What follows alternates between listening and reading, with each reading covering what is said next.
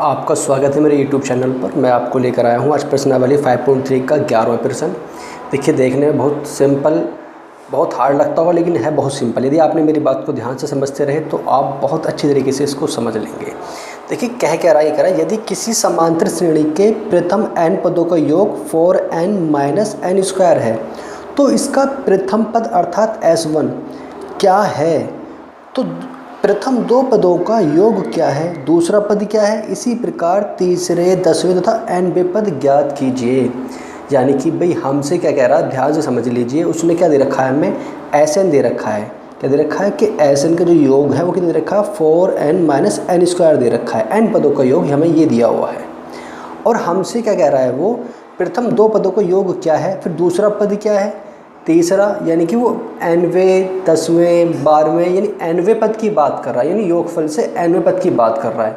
तो मेरी बात ध्यान से समझ लीजिए कि nवां पद, अगर आपने इस बात को समझ लिया, आप इजीली हर सवाल को समझ लेंगे, इसके हर स्टेप को, कि nवां पद है। यदि an बराबर, nवां पद निकालने के लिए यदि हमें योगफल दिया हुआ हो और हमें nवां पद निकालना हो, क्या देना हो, योगफल दिया हो और nवां पद निकालना हो, तो क्या करेंगे कि an बराबर फॉर्मूला होता है कि Sn-1, अर्थात कहने का मेरा मतलब है कि अगर मेरा माना ये 10वां पद है तो उसमें से घटा देंगे 9वां पद योगफल का, तो हमारा क्या होगा, उसका nवां पद निकल कर आ जाएगा। क्लियर। अब कैसे सवाल के अकॉर्डिंग चलते हैं। देखिए, हमसे ये हमें क्या दिया हुआ, n पदों का योगफल दिया हुआ है। क्या दिया हुआ है, n पदों का योगफल। यदि मैं n बराबर 1 रख देता हूँ, 1 रखने पर, ठीक है, क्या रखने पर, 1 रखने पर, तो यदि मैं n बराबर 1 रखता हूँ तो किसके अंदर, Sn के अंदर रखूँगा, तो S1 बराबर यानी कि 4 × 1 - 1 का स्क्वायर। हम कह सकते हैं कि 4 - 1 बराबर 3, यानी S1 की वैल्यू कितनी हमारे पास में, 3 आ गई। इसी तरीके से यदि मैं n बराबर 2 रख देता हूँ, ठीक है, 2 रखने पर तो क्या होगा हमारे पास, S2, यानी n की जगह मैंने क्या रख दिया, 2 रख दिया, बराबर 4 × 2 माइनस क्या हमारे पास में, 2 का स्क्वायर। तो कह सकते हैं 4 दूनी 8 - 4 बराबर कितना हमारे पास में, 4 आ गया। ठीक, तो ये क्या हमारे पास में, S1 आ गया और S2 आ गया। अब हम करें यदि पहले प्रथम पद क्या है, अर्थात S1 क्या है, ठीक है, S1 से हमारे क्या, प्रथम जो पद होगा हमारे पास, हम कह सकते हैं जो पहला पद है, प्रथम पद यानी पहला पद, प्रथम यानी कि पहला पद बराबर कितना दी हमारे पास, कितना आया, वो 3 आ गया, 3, क्योंकि हमारे पास कितना आया था, निकल के 3 आया है। अब यदि हमें निकालना हो, क्या निकालना है, कि हमें दूसरा पद निकालना है, ठीक है, दूसरा पद क्या होगा, तो मैंने आपको बताया था nवें पद के लिए अगर हम दूसरा पद निकालेंगे तो दूसरा पद बराबर, ध्यान से देखिए, तो मैंने क्या बताया था, जब nवां पद निकालना है तो दूसरा जो पद है निकालने के लिए मैंने क्या बताया था कि पहले जो हमारे पास Sn है, यानी कि हमारे पास कौन सा दूसरा पद है, यानी S2 में से यदि इससे पहला वाला यानी हमारे पास एक कम निकाल देता हूँ, एक कौन सा होगा हमारा, S1 होगा। दूसरा पद जो होगा यानी कि S2 में से S1 निकाल देंगे, यानी कि यहाँ पर n-1, यानी यहाँ पर अगर 2 है तो 2 में से एक जाएगा तो 1 बचेगा, तो S2 में से S1 निकाल दूँगा तो हमारे पास क्या, दूसरा पद निकल कर आ जाएगा। तो देखिए ध्यान से, हमारे पास S2 कितना है, 4 है, माइनस S1 कितना है, 3, बराबर कितना है, 1 आया। यानी कि जो हमारा पहला प्रथम पद है वो हमारे पास निकल गया 3 आ गया, और इसी तरीके से यदि बात करूँ दूसरा पद कितना पास हमारे पास में 1 आ गया। तो हमसे क्या कह रहा है, दूसरा पद क्या है, इसी प्रकार तीसरा, 10वां। अब देखिए तीसरा निकालने के लिए हमें करना क्या होगा, आपको याद आ जाएगा कि मैंने तीसरा पद, यदि मैं तीसरे पद की बात करता हूँ तो तीसरे पद के लिए मैंने क्या करना पड़ेगा, कि मैंने बताया कि तीसरे में से क्या S2 निकाल देंगे, यानी हमारा तीसरे पद के लिए n बराबर 3, तो अगला एक कम हो जाएगा, तो क्या करेंगे, तीसरे में से दूसरा निकाल देंगे योगफल, तो nवां पद आ जाएगा, कौन सा, तीसरा nवां पद निकल कर आ जाएगा। तो यहाँ से हमारे पास में क्या है, देखिए हमारे पास S2 तो हमारे पास हैगा, S3 नहीं है, तो क्या करेंगे, n बराबर 3 रखने पर, ठीक है, 3 रख कर क्या करेंगे, हम 3 का मान निकालेंगे, S3 निकाल लेंगे। तो हमारे पास फॉर्मूला कौन सा, ये वाला Sn, योगफल दिया हुआ है n पदों का, इसमें रख देंगे n का मान, तो यहाँ 4 × 3 - 3 का स्क्वायर, तो हमारे कितना हुआ, 4 × 3 = 12 और 3 × 3 = 9, तो कितना बचा हमारे पास, 3 बचा, कितना हमारे पास, 3 आ गया। यानी S3 की वैल्यू कितने के पास आ गई हमारे पास में, 3 आ गई, 3, और S2 की वैल्यू कितने हमारे पास में, यहाँ पर देखिए 4 निकल कर आई थी, कितना हमारे पास, 4, तो कितना, -1 आ गया, यानी जो तीसरा पद है हमारा कितना, 1 आ गया। अब इसी तरीके से क्या करेंगे हम, इसका हम सवाल में बोल रहा है कि 10वां पद, ठीक है, तीसरा निकलेगा, और 9वें पद, तो भाई 10वें पद के लिए पहले क्या चाहिए हमें, S10 की वैल्यू चाहिए और S9 की वैल्यू चाहिए, 2 वैल्यू चाहिए ना हमारे पास में। तो यहाँ से हम पहले 10 की और 9 की दोनों निकाल लेते हैं, तो S9 बराबर जहाँ भी हमारा क्या है 4 मल्टीप्लाई 9 और माइनस 9 का स्क्वायर, तो हमारा कितना होगा 9 चौक 36 हो गया और माइनस 9 नाम 81 हो गया। ठीक है, तो हमारा कौन सा निकल जाएगा माइनस के 45, हमारे पास ये निकल कर आया किसका 9वां पद निकल कर आ गया। इसी तरीके से S10 निकाल लेते हैं, तो S10 निकालेंगे यहाँ से, तो S10 बराबर देखिए यहाँ पर 4 मल्टीप्लाई 10 और माइनस 10 का स्क्वायर, तो कितना हमारे पास 40 माइनस 100, तो कितना हमारे पास माइनस का 60 निकल कर आ गया। ये कौन सा पद आ गया हमारे पास में, ये 10वां आ गया और ये 9वां आ गया।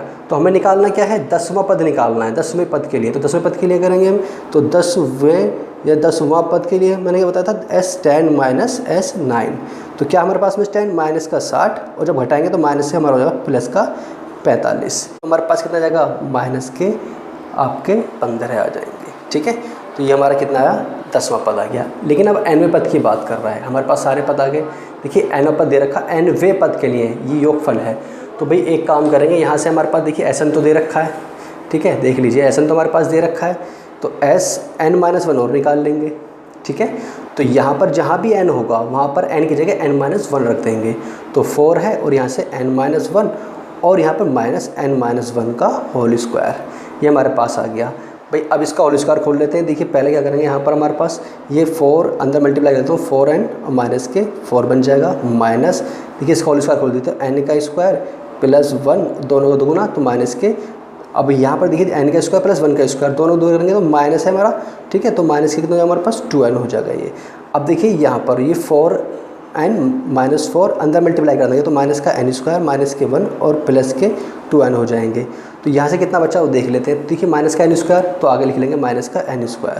देखिए 4n और प्लस के 2n, तो प्लस के 6n हो गया, और देखिए माइनस के यहाँ पर 5 बन गया हमारे पास में। तो ये कितना हमारा Sn माइनस 1 की वैल्यू आ गई। देखिए हमारे पास Sn हमारे पास ये रहा, तो हमारे पास nवें पद के लिए, तो जो nवां पद होगा nवां या nवें पद के लिए फॉर्मूला कौन सा अभी बताया था कि S माइनस Sn माइनस 1, ये फॉर्मूला शुरू में मैंने आपको यहाँ लिख के बता दिया था, बस वही लगा देंगे यहाँ से। देखिए Sn की वैल्यू हमारे पास ये दी हुई है, तो यहाँ लिख देंगे कितना हमारे पास में कि ये 4n माइनस n स्क्वायर, और ये देखिए माइनस यहाँ पर जो ब्रैकेट में वाली वैल्यू की यहाँ लिख देंगे माइनस का n स्क्वायर प्लस के 6n और माइनस के 5। तो यहाँ से 4n माइनस n स्क्वायर, इस वाले माइनस से प्लस का n स्क्वायर हो जाएगा, ये माइनस के 6n और प्लस का 5 बन जाएगा। अब देखिए जो पद बच रहा है उसे रख लेंगे, जो कट रहा है उसे काट देंगे। देखिए यहाँ पर n स्क्वायर से ये n स्क्वायर खत्म, क्योंकि प्लस का माइनस का हो गया, ये माइनस के 6 है प्लस के 4 है, तो माइनस के 2n बचे और प्लस के 5। तो ये हमारा जो nवां पद यानी an जो nवां पद होगा वो कितना होगा माइनस के 2n, ठीक है प्लस के 5, ये हमारा निकल कर आ गया। It is clear. अब देखिए इसी तरीके से हम अगला सवाल करते हैं। देखिए ये हमारा 11वां तो हो गया, ठीक है 12वां सवाल देखते हैं। देखिए यहाँ के बोल क्या है हमारा 12वें सवाल के अंदर, ये कह रहा है कि ऐसे प्रथम 40 धन पूर्णांकों का योग ज्ञात कीजिए जो 6 से विभाज्य हैं। अर्थात 40 धन पूर्णांक ज्ञात करने यानी प्लस की संख्या यानी है जो 6 से विभाज्य हैं। तो 6 से हमारी पहली कौन सी होगी 6 ही विभाज्य होगी, दूसरी 12 होगी, तीसरी 18 होगी, इसी 24 कहाँ तक हमारे ये डॉट डॉट 40 पदों तक, 40 पदों तक, ये 40 पद हैं यानी n की वैल्यू 40 पद तक कितने आए हमें नहीं पता, उनका योग निकालना है। देखिए हमारे पास देखिए a की वैल्यू आएगी, हमारा a बराबर 6 आ गया, d निकालेंगे तो 12 माइनस 6 तो इसकी वैल्यू 6 आ गई, और n बराबर कितना आ गया हमारे पास 40 आ गया। तो हमें क्या निकालना है, n का मान आ गया, d का आ गया, a का, 40 पदों का योग यानी s 40 बराबर, तो कितना आ जाएगा 40/2 2a यानी 2 मल्टीप्लाई 6 प्लस 40 माइनस 1 और d की वैल्यू कितनी हमारे पास में 6 है। बस इसको अब सॉल्व कर लेंगे, यहाँ से हमारा आंसर आ जाएगा। देखिए जब मैं यहाँ से सॉल्व करता हूँ इसे काट लीजिए तो यहाँ पर कितना हो जाएगा 20 हो जाएगा, ये हमारे पास में 12, ये हमारे पास 39 और यहाँ पर 6, ठीक है। तो ये कितना हमारे पास में 20, ये 12, इससे मल्टीप्लाई कर लेते हैं तो 234 बैठ जाएगा ये, ठीक है। तो ये हमारे में 20 गुणा, अब इसको ऐड कर लेते हैं तो लगभग आएगा 246 और इसकी मल्टीप्लाई कर देंगे तो हमारे पास आएगा ये 4920, यानी जो हमारा योगफल है 40 पदों का जो 6 से विभाज्य है कितना हमारा 4920 है। देखिए इसी तरीके से इसका हमारा 13वां सवाल दे रखा, जो 8 के प्रथम 15 गुणज, यानी जो 8 से गुणज बनेंगे यानी 8 से कट जाएंगे, यानी कि 8 हो सकता है 16, ठीक है 24, 32, 40, इसी तरीके से कहाँ तक है 15, हमारे कितने 15 पदों तक है, यानी कितने 15 पद हैं, टर्म्स हैं। तो ये a बराबर भी 8 होगा, d का मान 8 और n बराबर 15 पद दिए हुए हैं तो 15 पदों तक, ठीक। यहाँ पर फिर करेंगे Sn वाले फॉर्मूला रख देंगे, n/2 2a plus n-1 × d, और जब इसको सॉल्व करेंगे तो 960 आएगा। ठीक है, तो ये आप खुद करके देखेंगे, इसकी वैल्यू 960 आएगी।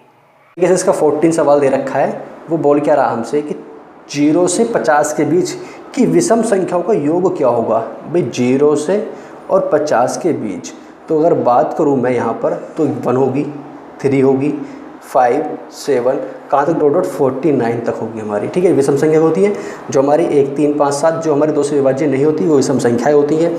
अब भाई अब सिंपली पता चल रहा है हमारा कि अगर बात करूँ n कितने पद होंगे, यहाँ पर हमारे 25 पद होंगे, क्योंकि हमारे 0 से 50 तक 25 ही हमारे सब होंगे, 25 ही हमारे विषम होंगे। ये तो हमें निकालने की ज़रूरत भी नहीं पड़ी। यदि आप निकालना चाहोगे तो निकाल के देख सकते हैं। कैसे हमारा देखिए a बराबर तो 1 है, यहाँ से d बराबर 3 - 1 बराबर 2, और n बराबर कितना हमारे पास में 49, यानी कौन सा an लास्ट टर्म से हमारा अंतिम। तो हम लिख सकते हैं कि an बराबर कितना a plus n-1 into D. तो यहाँ पर कितना हमारे पास 49 प्लस इक्वल a की वैल्यू कितनी हमारे पास 1, यहाँ से हमारा n निकालना है, और यहाँ से d की वैल्यू कितनी है 2। जब हम सॉल्व करेंगे तो n की वैल्यू निकल के हमारी कितनी आएगी 25 आएगी। निकाल कर देख लेना, बहुत सिंपल है। ठीक है, अब इनका योग पूछ रहा है, विषम संख्याओं का योग। तो योग के लिए हमारा n के मान तो 25 आ गई। भाई a का मान हमारे पास 1 है, d का मान हमारे पास में इतना 2 हो गया, यानी a बराबर 1 अभी निकाला था, d बराबर 2, और n बराबर कितना है 25 पदों का योग। यानी क्या निकालना, SN बराबर फॉर्मूला वही n/2 2a plus n-1 into T. बस यहाँ से रख देंगे वैल्यू। तो यहाँ कितना हमारे पास में 25/2, 2 गुणा 1 प्लस यहाँ पर 25 - 1 और मल्टीप्लाई डी की वैल्यू कितने पास 2 है हमारे पास में। यहाँ से 2 कॉमन ले सकते हैं हम, तो जब 2 कॉमन ले लेंगे तो हमारे पास कितना बचा यहाँ पर 2। देखिए यहाँ पर 1 प्लस कितना ये 24 बचेगा, 25 में से जाएगा तो 24। ठीक है, 2 को बाहर आ गया हमारा, 2 से 2 कट जाएगा यहाँ से। तो देखिए यहाँ पर हमारा कितना 25, और ये भी हमारा कितना हो जाएगा 25 हो जाएगा, और 25 से 625 होते हैं। तो इनका योग कितना हमारे पास में 625 है। उससे पढ़ते ही कह रहा है कि निर्माण कार्य से संबंधित किसी ठेके में एक निश्चित तिथि के बाद कार्य को विलंब से पूर्व करने के लिए जुर्माना लगाने का विधान इस प्रकार है। यानी कि हम कोई कार्य करते हैं, एक निश्चित डेट दे दी, मैंने माना 10 दिन में आपको कार्य करना है। यदि 10 दिन में नहीं होता, मैंने माना 11 दिन में हुआ, 12 दिन में हुआ, इस तरीके से समझो, तो क्या हुआ उस पर चार्ज लगाएगा, जुर्माना लगाएगा। कैसे, यदि वो पहले दिन का यदि हमने माना एक दिन एक्स्ट्रा हुआ तो 200 रुपये, यदि दूसरे दिन एक्स्ट्रा हुआ तो 250 रुपये, और अगर तीसरे दिन एक्स्ट्रा हुआ तो 300 रुपये। इसी प्रकार प्रत्येक दिन क्या हुआ उसका अपने से पहले दिन का जुर्माना कितना 50 रुपये अधिक होता जा रहा है, यानी हर बार 50 रुपये बढ़ते जा रहे हैं उसके। तो अगर एक ठेकेदार को जुर्माने के रूप में कितनी राशि अदा करनी पड़ेगी यदि वह कार्य को 30 दिन का विलंब कर देता है, यानी कि वो 30 दिन अगर लेट करता है तो उस जो ठेकेदार को कितना रुपया देना होगा। तो देखिए यहाँ से देखिए, मेरा माना पहले दिन विलंब हो गया तो कितना था हमारे पास 200 रुपये हो गया। ठीक, और यदि दूसरे दिन की बात करता है तो कितना 250 रुपये देना पड़ा है, तीसरे दिन उसे 300 रुपये देना पड़ा, फिर अगले दिन 350 देना होगा। तो इसी तरीके से कहाँ तक चला वो चला 30 दिनों तक। ठीक है, अब हम देख लेते हैं कितने दिन चला वो हमारे पास में, 30 दिन तक की बात कर रहा, तो 30 दिनों की बात कर रहा है, दिनों तक। ठीक है, तो 30 दिनों तक चला वो हमारे पास। तो हमारे पास देखिए एक श्रेणी बनकर आ गई। कैसे, देखिए श्रेणी क्या बनकर आई हमारे पास में कि a बराबर देखिए 200 हो गया। ठीक, d बराबर निकालता हूँ 250 - 200, ये हर बार कितना आ रहा है 50 का डिफरेंस आ रहा, और n बराबर कितना है 30 दिन। तो हमें क्या निकालना है उनका योगफल कि कितना उसे जुर्माना देना पड़ा। तो क्या करेंगे यहाँ से हम कि SN बराबर हमारा फॉर्मूला क्या n/2 2a plus n-1 into D, ये हम अच्छी तरीके से जानते हैं, बस यहाँ फॉर्मूला में मान रख दीजिए। तो यहाँ देखिए n की वैल्यू कितनी हमारे पास में 30/2, यानी कि S30 यहाँ लिख देंगे कि S30 बराबर इतना।